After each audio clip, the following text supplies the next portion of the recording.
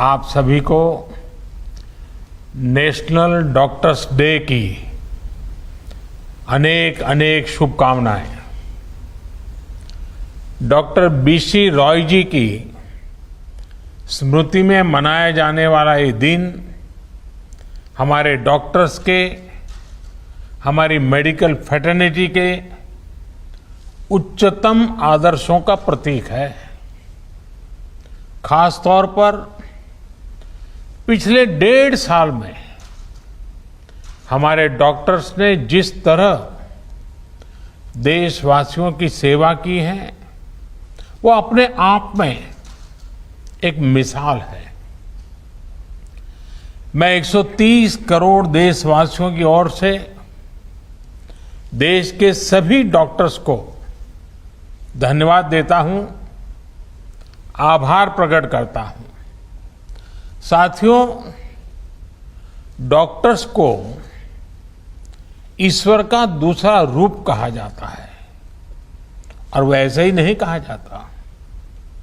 कितने ही लोग ऐसे होंगे जिनका जीवन किसी संकट में पड़ा होगा, किसी बीमारी या दुर्घटना का शिकार हुआ होगा, या फिर कई बार हमें ऐसा लगने लगता है कि क्या हम किसी हमारे अपने को खो देंगे। लेकिन हमारे डॉक्टर्स ऐसे मौकों पर किसी देवदूत की तरह जीवन की दिशा बदल देते हैं, हमें एक नया जीवन दे देते हैं। साथियों, आज जब देश कोरोना से इतनी बड़ी जंग लड़ रहा है तो डॉक्टर्स ने दिन रात मेहनत करके लाखों लोगों का जीवन बचाया है। ये पुण्य कार्य करते हुए देश के कई डॉक्टर्स ने अपना जीवन भी न्यौछावर कर दिया। मैं जीवन आहूत करने वाले इन सभी डॉक्टर्स को अपनी विनम्र श्रद्धांजलि अर्पित करता हूं और परिवार के प्रति अपनी संवेदना व्यक्त करता हूं। साथियों, कोरोना से लड़ाई में जितनी चुनौतियां आई, हमारे वैज्ञानिकों, डॉक्टर्स ने उतने ही समाधान तलाशे, प्रभावी दवाइयां बनाई। आज हमारे डॉक्टर्स ही कोरोना के प्रोटोकॉल्स बना रहे हैं, उन्हें लागू करवाने में मदद कर रहे हैं। ये वायरस नया है, इसमें नए नए म्यूटेशंस भी हो रहे हैं, लेकिन हमारे डॉक्टर्स की नॉलेज, उनके एक्सपीरियंस, उनके अनुभव वायरस के इन खतरों और चैलेंजेस का मिलकर मुकाबला कर रहे हैं। इतने दशकों में जिस तरह का मेडिकल इंफ्रास्ट्रक्चर देश में तैयार हुआ था, उसकी सीमाएं आप भली भांति जानते हैं। पहले के समय में मेडिकल इंफ्रास्ट्रक्चर को किस तरह नजरअंदाज किया गया था, इससे भी आप परिचित हैं। हमारे देश में जनसंख्या का दबाव इस चुनौती को और कठिन बना देता है। बावजूद इसके कोरोना के दौरान अगर हम प्रति लाख जनसंख्या में संक्रमण को देखें, मृत्यु दर को देखें, तो भारत की स्थिति बड़े बड़े विकसित और समृद्ध देशों की तुलना में कहीं संभली हुई रही है।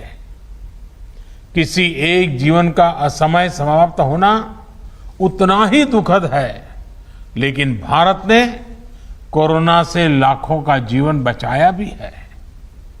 इसका बहुत बड़ा श्रेय हमारे परिश्रमी डॉक्टर्स, हमारे हेल्थ केयर वर्कर्स, हमारे फ्रंटलाइन वर्कर्स को जाता है। साथियों, ये हमारी सरकार ही है जिसने हेल्थ केयर पर सबसे अधिक बल दिया है। पिछले वर्ष फर्स्ट वेव के दौरान हमने लगभग 15,000 करोड़ रुपए हेल्थ केयर के लिए आवंटित किए थे, जिससे हमारे हेल्थ इंफ्रास्ट्रक्चर को बढ़ाने में मदद मिली।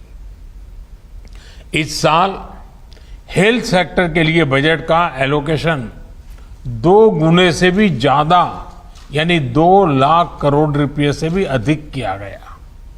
अब हम ऐसे क्षेत्रों में हेल्थ इंफ्रास्ट्रक्चर को मजबूत करने के लिए 50,000 करोड़ रुपए की एक क्रेडिट गारंटी स्कीम लेकर आए हैं, जहां स्वास्थ्य सुविधाओं की कमी है। हमने बच्चों के लिए जरूरी हेल्थ इंफ्रास्ट्रक्चर को सशक्त करने के लिए भी 22,000 करोड़ रुपए से ज्यादा आवंटित किए हैं। आज देश में तेजी से नए एम्स खोले जा रहे हैं, नए मेडिकल कॉलेज बनाए जा रहे हैं, आधुनिक हेल्थ इंफ्रास्ट्रक्चर खड़ा किया जा रहा है। 2014 तक जहां देश में केवल 6 एम्स थे, वहीं इन 7 सालों में 15 नए एम्स का काम शुरू हुआ है। मेडिकल कॉलेज की संख्या भी करीब 1.5 गुना बढ़ी है। इसी का परिणाम है कि इतने कम समय में जहां अंडर ग्रेजुएट सीट्स में 1.5 गुने से ज्यादा की वृद्धि हुई है, वहीं पीजी सीट्स में 80% इजाफा हुआ है। यानी यहां तक पहुंचने के लिए जो संघर्ष आपको करना पड़ा, वो कठिनाइयां हमारे युवाओं को, आपके बच्चों को नहीं उठानी पड़ेगी। दूर सुदूर क्षेत्रों में भी हमारे ज्यादा से ज्यादा युवाओं को डॉक्टर बनने का अवसर मिलेगा। उनकी प्रतिभा को, उनके सपनों को नई उड़ान मिलेगी। मेडिकल सेक्टर में हो रहे इन बदलावों के बीच डॉक्टर्स की सुरक्षा के लिए भी सरकार प्रतिबद्ध है। हमारी सरकार ने डॉक्टर्स के खिलाफ हिंसा को रोकने के लिए पिछले वर्ष ही कानून में कई कड़े प्रावधान किए हैं। इसके साथ ही हम अपने कोविड वॉरियर्स के लिए फ्री इंश्योरेंस कवर स्कीम भी लेकर आए हैं। साथियों, कोरोना के खिलाफ देश की लड़ाई हो या मेडिकल व्यवस्था सुधारने का देश का लक्ष्य, इन सब में आप सभी को महत्वपूर्ण भूमिका अदा करनी है। उदाहरण के तौर पर, जब आप सभी ने पहले फेज में वैक्सीन लगवाई, तो उससे देश में वैक्सीन को लेकर उत्साह और विश्वास कई गुना बढ़ गया। इसी तरह जब आप लोगों को कोविड एप्रोप्रिएट बिहेवियर का पालन करने के लिए कहते हैं, तो लोग पूरी श्रद्धा से उसका पालन करते हैं। मैं चाहूंगा आप अपनी इस भूमिका को और सक्रियता से निभाएं, अपना दायरा और ज्यादा बढ़ाएं। साथियों, इन दिनों एक और अच्छी चीज हमने देखी है कि मेडिकल फ्रेटर्निटी के लोग योग के बारे में जागरूकता फैलाने के लिए बहुत आगे आए हैं। योग को प्रचारित प्रसारित करने के लिए जो काम आजादी के बाद पिछली शताब्दी में किया जाना चाहिए था, वो अब हो रहा है। इस कोरोना के काल में योग प्राणायाम का लोगों के स्वास्थ्य पर किस तरह सकारात्मक प्रभाव पड़ रहा है, पोस्ट कोविड कॉम्प्लिकेशन से निपटने में योग किस तरह मदद कर रहा है, इसके लिए आधुनिक मेडिकल साइंस से जुड़े कई संस्थानों द्वारा एविडेंस बेस्ड स्टडीज कराई जा रही है। इस पर आप में से कई लोग काफी समय दे रहे हैं। साथियों, आप लोग मेडिकल साइंस को जानते हैं, एक्सपर्ट हैं, स्पेशलिस्ट हैं, और एक भारतीय को योग को समझना भी स्वाभाविक रूप से आसान होता है। जब आप लोग योग पर स्टडी करते हैं, तो पूरी दुनिया इसे बहुत सीरियसली लेती है। क्या आईएमए इसे मिशन मोड में आगे बढ़ा सकती है? योग पर एविडेंस बेस्ड स्टडीज को साइंटिफिक तरीके से आगे ले जा सकती है? एक प्रयास ये भी हो सकता है कि योग पर स्टडीज को इंटरनेशनल जर्नल्स में पब्लिश किया जाए, उसे प्रचारित किया जाए। मुझे विश्वास है कि ये स्टडीज दुनिया भर में डॉक्टर्स को, अपने पेशेंट्स को योग के बारे में और जागरूक करने के लिए भी प्रोत्साहित करेगी। साथियों, जब भी हार्ड वर्क, टैलेंट और स्किल की बात आती है तो इनमें आपका कोई मुकाबला नहीं है। मैं आपसे यह भी अनुरोध करना चाहता हूं कि आप पूरे अटेंशन के साथ ही अपने अनुभवों का डॉक्यूमेंटेशन भी करते रहें। पेशेंट के साथ आपके एक्सपीरियंसेस का डॉक्यूमेंटेशन बहुत ही अहम है। साथ ही मरीज के सिम्टम्स, ट्रीटमेंट प्लान और उनके रिस्पॉन्स का भी डिटेल डॉक्यूमेंटेशन होना चाहिए। यह एक रिसर्च स्टडी के रूप में भी हो सकता है, जिसमें विभिन्न प्रकार की दवाओं और ट्रीटमेंट्स के असर को नोट किया गया हो। जितनी बड़ी संख्या में आप मरीजों की सेवा और देखभाल कर रहे हैं, उसके हिसाब से आप पहले से ही दुनिया में सबसे आगे हैं। यह समय यह भी सुनिश्चित करने का है कि आपके काम का, आपकी साइंटिफिक स्टडीज का दुनिया संज्ञान ले और आने वाली पीढ़ी को उसका लाभ भी मिले।